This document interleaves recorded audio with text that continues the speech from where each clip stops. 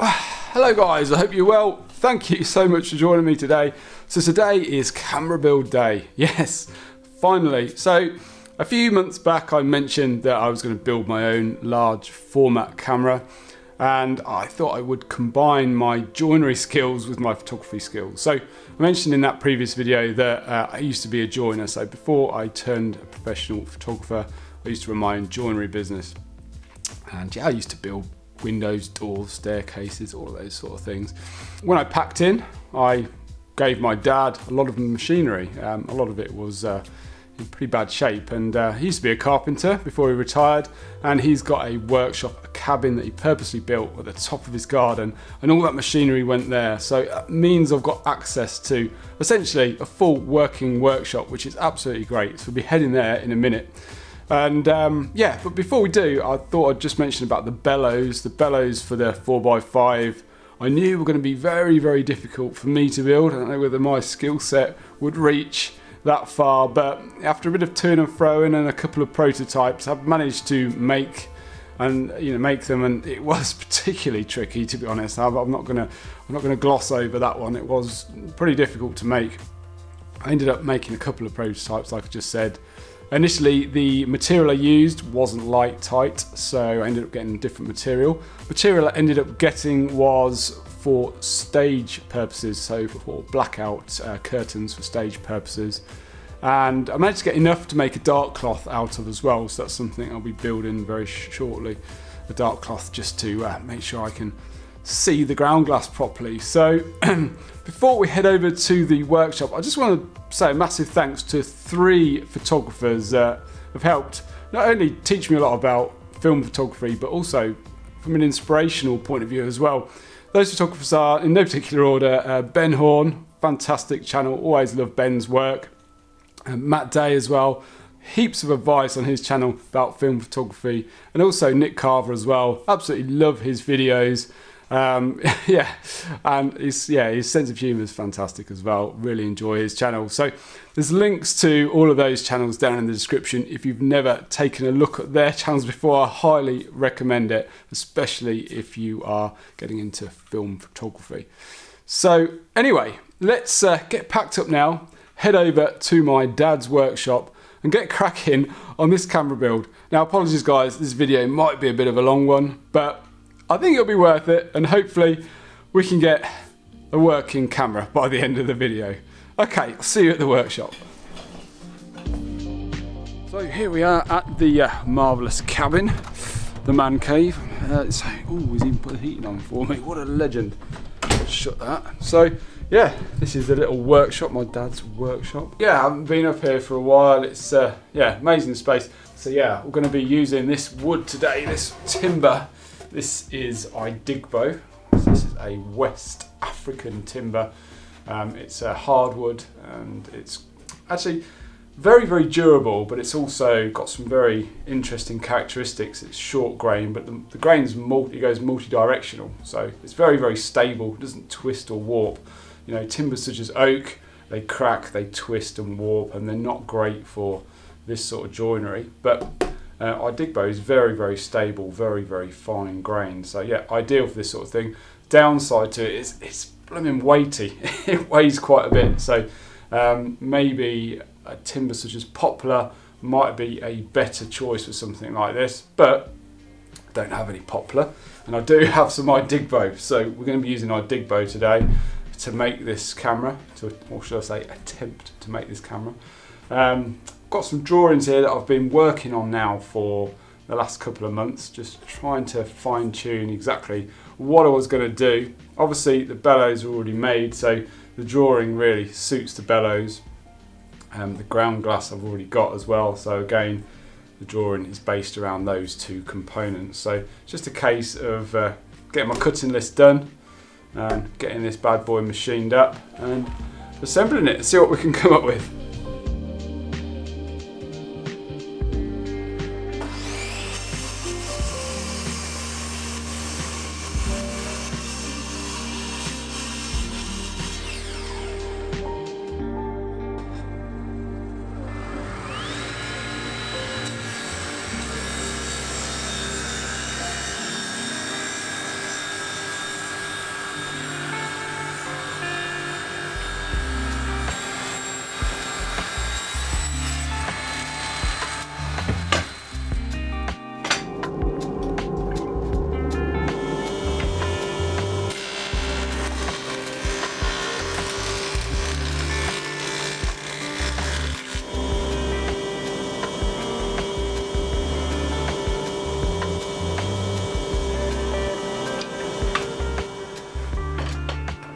whenever you're starting off any kind of joinery work, best thing to do is to get a square edge on a piece of timber. It's a great starting point. Now, this isn't a woodworking tutorial. This is all about photography, isn't it? But I think, you know, starting right is essential for many things, isn't it? Like if you're building a house, you know, if you get the foundations right, the rest of the build is easy. It's very similar to photography as well in lots of ways, isn't it? So, for example, you know, if you're shooting a panoramic image, if you get your tripod leveled perfectly to start with, it's a lot easier further down the line. You're probably going to end up having to do less post-processing work. It's exactly the same for joinery. So if you get your first edge square, when you run the timber through the thicknesser, all of your edges are going to be square, and then when you start to assemble your piece, it's less likely to be twisted and warped. So I think, you know, this process, this starting right, is essential for many, many different things, in all walks of life really. So yeah, start right and you probably end up right. That's a good, good piece of advice.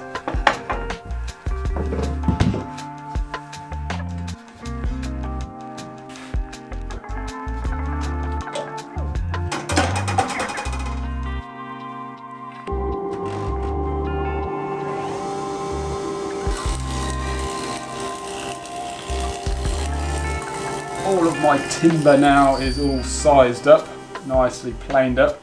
My next job is to rebate some edges, the inside of the glass back. Now, I bought some glass. I was going to grind it myself, but by the time I bought the grinding compound and the tools I needed to do and get the glass cut, it was actually cheaper to buy the glass from Intrepid cameras. Now, Intrepid cameras are a UK-based company down in Brighton.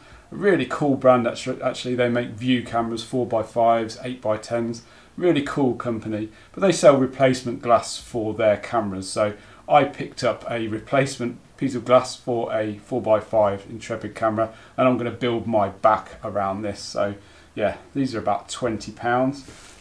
But this also comes, well, as an addition. You can also buy a Fresnel as well, which is another piece of, it's not glass, it's acrylic I think, that sits in front of this, and this allows the ground glass to become brighter. It brightens up the edges of the ground glass and makes focusing a bit more easy. So I've purchased both of those, which is great. And as well, I think in the future, if I do break my ground glass, I can just order another one from Intrepid. It's next day delivery, and that works really well. So yeah, if you're interested in 4x5 cameras or 8x10 large format, go and check out Intrepid cameras. They've got some really cool stuff over there, really cool brand.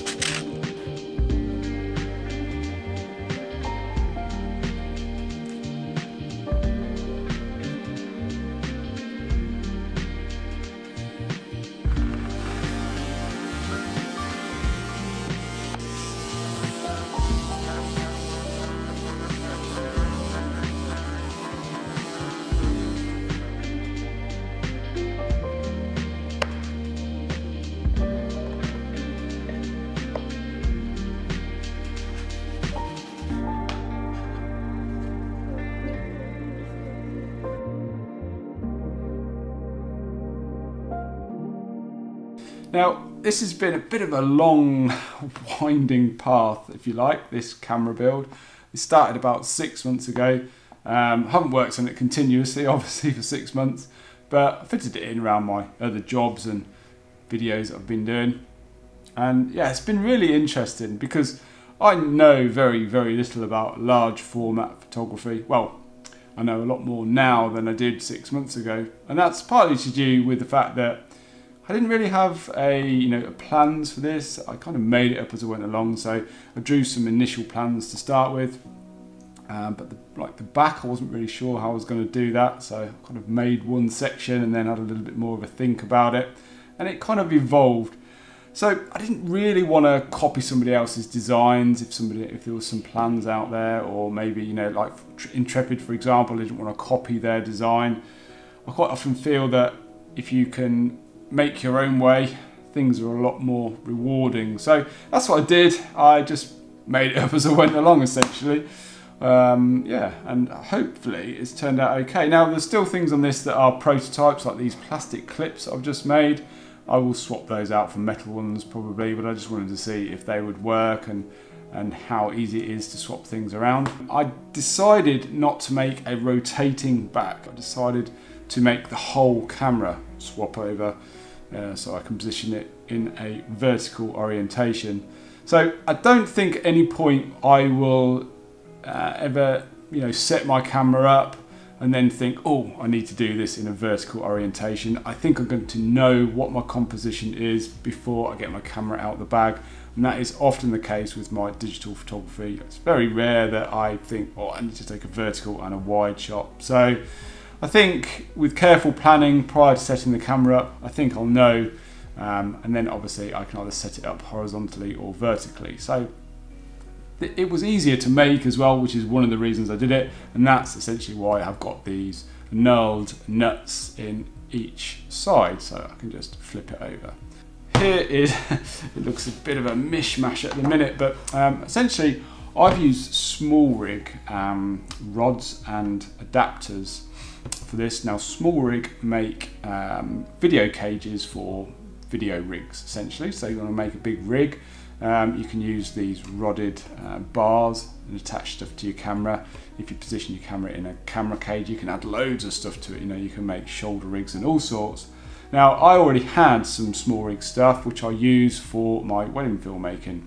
So having already had some of this gear, like these rods here and some of these adapters, all of this section here, it just seemed like a really good way of building a 4x5. So everything's interchangeable. So for example, if I want to shift my focus, I can just move this forwards and backwards. Obviously it's a quick release, so I can undo that and this back just comes off. So the idea being that I can take these rods out,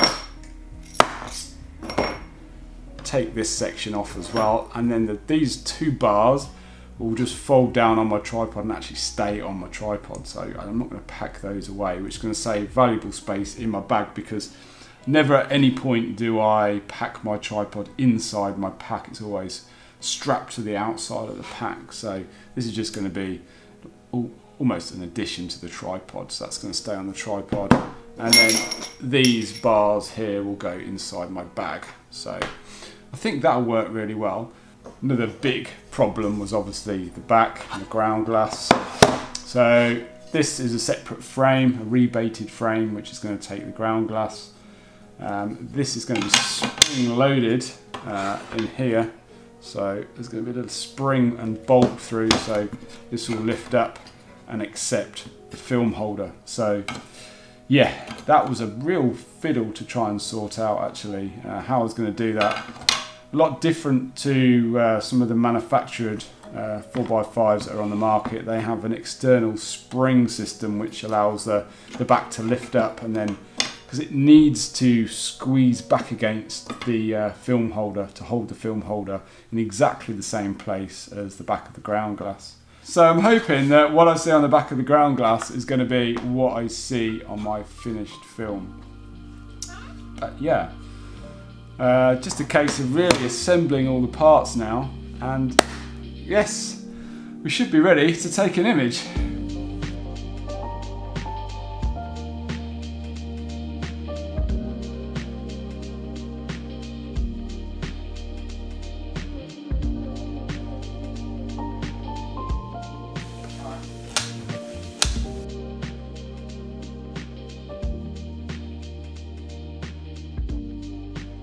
So guys, here we are.